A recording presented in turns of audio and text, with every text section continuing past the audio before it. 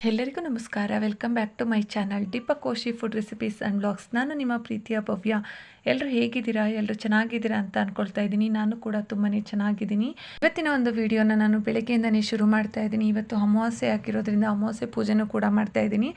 ಯುಗಾದಿ ಹಬ್ಬ ಬಂತಲ್ವಾ, ಮಕ್ಕಳಿಗೆ ಮನೇಲಿ ಬಟ್ಟೆನ ತರಲಿಲ್ಲ ಅಂತ ಅಂದರೆ ಚೆನ್ನಾಗಿರೋದಿಲ್ಲ, ಹಬ್ಬ ಅಂತಲೇ ಅನಿಸೋದಿಲ್ಲ.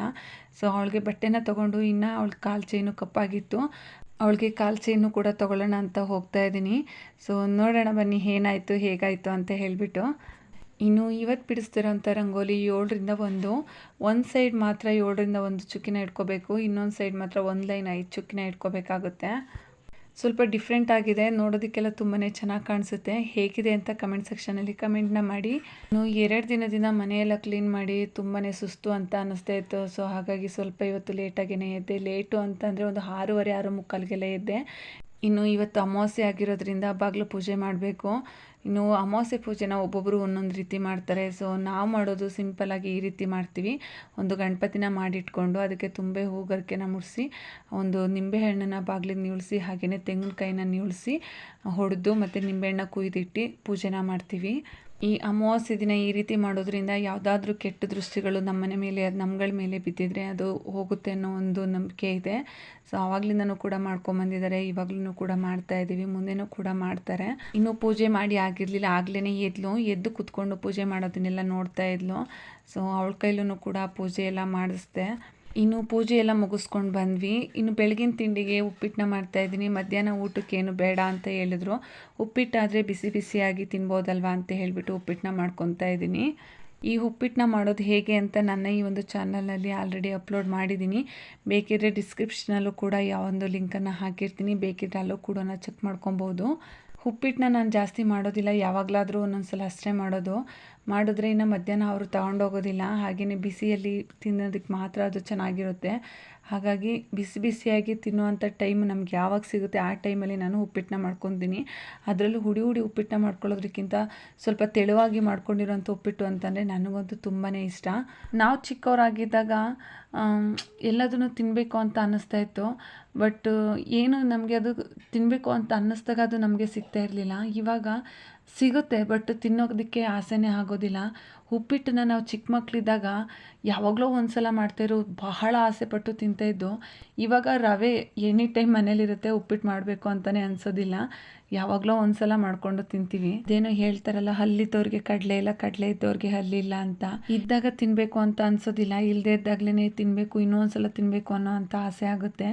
ಇನ್ನು ಇವತ್ತು ಹಾಸನಕ್ಕೆ ಹೋಗಬೇಕಾಗಿತ್ತು, ಹಾಗಾಗಿ ಉಪ್ಪಿಟ್ಟನ್ನ ಮಾಡೋದ್ರಿಂದ ಬೆಳಗಿನ ಕೆಲಸಗಳೆಲ್ಲ ಸ್ವಲ್ಪ ಬೇಗನೆ ಮುಗಿಸ್ಕೊಂಡ್ಬಿಡ್ಬೋದು ಅಂತ ಉಪ್ಪಿಟ್ಟನ್ನ ಮಾಡ್ತಾಯಿದ್ದೀನಿ. ಹಾಗೆಯೇ ನಮ್ಮನೆಯವರು ಕೂಡ ಮಧ್ಯಾಹ್ನ ಊಟಕ್ಕೇನು ಬೇಡ ಅಂತ ಹೇಳಿದ್ರು. 2 ರೀಸನಿಂದ ಇವತ್ತು ಉಪ್ಪಿಟ್ಟನ್ನ ಮಾಡ್ತಾಯಿದ್ದೀನಿ. ನಾವುಗಳು ಹೊಸ ಬಟ್ಟೆ ಹಾಕ್ಕೊತೀವೋ ಇಲ್ವೋ ಗೊತ್ತಿಲ್ಲ, ಆದರೆ ಮನೇಲಿ ಮಕ್ಕಳುಗಳು ಹೊಸ ಬಟ್ಟೆ ಹಾಕ್ಕೊಂಡು ಓಡಾಡ್ತಿದ್ದಾರೆ ಅಂತ ಅಂದರೆ ನಾವೇ ಹೊಸ ಬಟ್ಟೆ ಹಾಕ್ಕೊಂಡಿರೋ ಅಷ್ಟು ಖುಷಿ ಆಗುತ್ತೆ. ಅವ್ರು ಚೆನ್ನಾಗಿದ್ದರೆ ನಾವು ಚೆನ್ನಾಗಿದ್ದಂಗೆ. ಸೊ ಇನ್ನು ನಮ್ಮನೆಯವರು ನೆನ್ನೆನೇ ಹೋಗು ಅಂತ ಹೇಳಿದ್ರು. ನಾನು ನಿನ್ನೆ ಮನೆ ಕ್ಲೀನ್ ಮಾಡೋದಿತ್ತು ಅಂತ ನಿನ್ನೆ ಹೋಗೋದಕ್ಕಾಗಲಿಲ್ಲ. ಸೊ ಇವತ್ತು ಹೋಗೋಣ ಅಂತ ಹೊರಟಿದ್ದೀನಿ. ಇನ್ನು ಗೃಹಲಕ್ಷ್ಮಿ ದುಡ್ಡು ಹಾಗೆಯೇ ರೇಷನ್ ದುಡ್ಡು ಸ್ವಲ್ಪ ದಿನದಿಂದ ತೊಗೊಂಡಿರಲಿಲ್ಲ. ಸೊ ಒಂದು ಅಂದಾಜು ಒಂದು 5,000 6,000 ಇತ್ತು ಅನಿಸುತ್ತೆ. ಹಳೆ ಚೈನ್ ಹಾಕಿ ಚೈನ್ನ ತೊಗೊಂಡ್ರೆ ಆಗುತ್ತೆ. ಹಾಗೆಯೇ ಒಂದು ಜೊತೆ ಬಟ್ಟೆನ ತೊಗೊಂಡು ಬರೋಣ ಅಂತ ಹೋಗ್ತಾ ಇದ್ದೀನಿ. ನೀವಿಲ್ಲಿ ನೋಡ್ತಾ ಇರ್ಬೋದು, ಈ ರೀತಿ ಇದ್ದರೆ ಉಪ್ಪಿಟ್ಟು ಬಿಸಿ ಬಿಸಿಯಲ್ಲಿ ತಿನ್ನೋದಕ್ಕೆ ತುಂಬಾ ಚೆನ್ನಾಗಿರುತ್ತೆ. ಇನ್ನು ನಾನು ನಮ್ಮನೆಯವರು ಇಬ್ಬರೂ ಒಟ್ಟಿಗೆ ತಿಂಡಿ ತಿಂತಾಯಿದ್ವಿ. ಅವಳಿಗೆ ಆಮೇಲೆ ತಿನ್ನಿಸ್ಕೊಂಡ್ರೆ ಆಗುತ್ತೆ ಅಂತ. ನಿಮ್ಮ ಅಪ್ಪಿಲ್ವಲ್ಲಿದೆ ಯಾರು ಅಲ್ಲ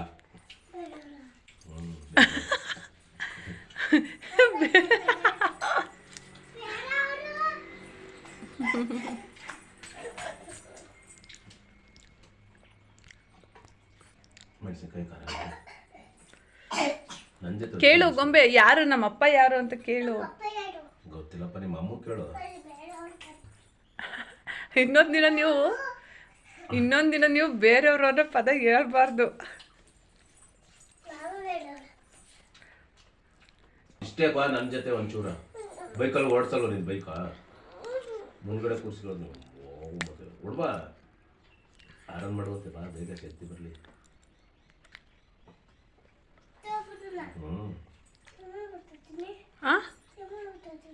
ಬಿಟ್ಟೋಗು, ನಾನು ನನ್ನ ಬೈಕ್ ತಗೊಬರ್ತೀನಿ. ಇಲ್ಲ, ನನ್ನ ಹತ್ರ ಐತಲ್ಲ ಜಾಗ್ವರಲ್ಲಿ ಬರ್ತೀನಿ ನಾನು. ಸುಳ್ಳು. ಕೇಳು ಎಲ್ಲೈತೆ ಅಂತ. ಇಲ್ಲ ಕಣ, ಸುಳ್ಳು. ನೆನ್ನೆ ಕುರ್ಕುರೆಲ್ಲಿ ತಂದಿದೆಯಲ್ಲ ಜಾಗ್ವಾರು, ಅದ್ರಲ್ಲಿ ಬರ್ತೀನಿ. ನಾನು ಜಾಗ್ವರಲ್ಲಿ ಒಬ್ಳೆ ಬರ್ತೀನಿ, ನೀನು ನಿಮ್ಮ ಅಪ್ಪನ ಬೇಕಲ್ಲಿ ಹೋಗು. ಹೋಗ್ತೀನಿ, ಹೋಗ್ತೀವಿ ಈಗ ಅಪ್ಪ ನಾನು. ಬಾ ಹೋಗ್ರ. ಬರಲ್ವೇನೆ? ಜಾಗ್ವರ್ ಅಲ್ಲ, ಹಡಗು. ಖುಷಿ ಬಾಯ್. ನಾನು ಜಾಗ್ವರಲ್ಲಿ ಬರೋದು. ಬಾಯ್ ಬಾಯ್ ಬಾಯ್ ಮಗಳೇ. ಹೋಗು, ನಾನು ಜಾಗ್ವರಲ್ಲಿ ಬರ್ತೀನಿ. ಅಮ್ಮನ ಜೊತೆ ಬರ್ತೀಯಾ? ಬಾಯ್. ಈ ಕಡೆ ನಾನು ಬರಲ್ಲ, ಕರ್ಕೊಬರೋದಕ್ಕೆ ಇವತ್ತು ಬರಲ್ಲ.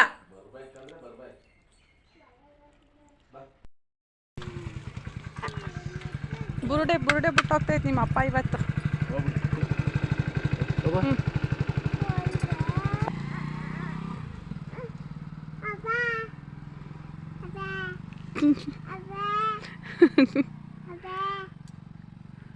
ಇನ್ನು ಅವಳಿಗೆ ತಿಂಡಿನ ತಿನ್ನಿಸ್ಕೊಂಡು ಅಂಗನವಾಡಿಗೆ ಕರ್ಕೊಂಡು ಹೋಗ್ತಾ ಇದ್ದೀನಿ. ಸೊ ಬೇಗ ಕರ್ಕೊಂಬಂದು ಸಿಟಿಗೆ ಹೋದ್ರೆ ಆಗುತ್ತೆ ಅಂತ ನಮ್ಮನೆಯವ್ರು ಬೆಳಗ್ಗೆನೇ ಹೋಗು ಅಂತ ಹೇಳಿದರು. ಸೊ ನಾನು ಮಧ್ಯಾಹ್ನ ಮೇಲೆ ಹೋದರೆ ಸ್ವಲ್ಪ ನನಗೆ ಮನೇಲಿ ಕೆಲಸಗಳು ಆಗಿರುತ್ತೆ, ಮಧ್ಯಾಹ್ನ ಮೇಲೂ ಕೂಡ ಹೋಗಿ ತೊಗೊಂಬರ್ಬೋದಲ್ವಾ ಅಂತ ನಾನು ಅಂದ್ಕೊಂಡೆ. ಇನ್ನು ಅವಳನ್ನ ಅಂಗನವಾಡಿಗೆ ಕರ್ಕೊಂಡೋಗಿ ಬಿಟ್ಟು ಬಂದು ಬೇರೆ ಕೆಲಸ ಎಲ್ಲನ ಮುಗಿಸ್ಕೊಳ್ಳೋ ಅಷ್ಟರೊಳಗಡೆ ಬೇಗ ಟೈಮ್ ಆಗೇ ಹೋಯಿತು.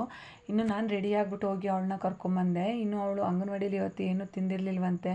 ಸೊ ಸ್ವಲ್ಪ ಅವಳಿಗೆ ತಿನ್ನಿಸ್ಕೊಂಡು ನಾನು ಕೂಡ ಮನೆಯಲ್ಲೇ ಊಟ ಮಾಡಿಕೊಂಡು ಹೋಗ್ತಾ ಇದ್ದೀನಿ.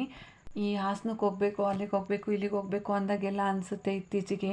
ನಾನು ಗಾಡಿ ಓಡಿಸೋದನ್ನ ಕಲ್ತಿದ್ದಿದ್ರೆ ಈ ರೀತಿ ಕಾದು ಹೋಗೋದೇನು ಬೇಕಿರಲಿಲ್ಲ.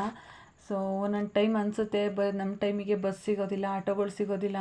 ಆ ಟೈಮಲ್ಲಿ ತುಂಬಾ ಬೇಜಾರಾಗುತ್ತೆ. ಇನ್ನು ಹಾಸನ್ಗೆ ಹೋಗಿ ಪೋಸ್ಟ್ ಆಫೀಸಿಗೆ ಹೋದರೆ ಅಲ್ಲಿ ಅಮೌಂಟು ಇವತ್ತು ಕೊಡ್ತಾ ಇಲ್ಲ ಅಂತ ಬೇರೆ ಹೇಳಿಬಿಟ್ರು. ಕೊಟ್ವಿ, ಆದರೆ 11 ಗಂಟೆಗೆ ಕ್ಲೋಸ್ ಆಯಿತು. 1 ಅವರ್ ಅಷ್ಟೇ ಕೊಟ್ಟಿದ್ದು, ಲಾಸ್ಟ್ ಆಗಿದೆ ಅಂತ ಹೇಳಿದ್ರು. ತುಂಬಾ ಬೇಜಾರಾಯಿತು.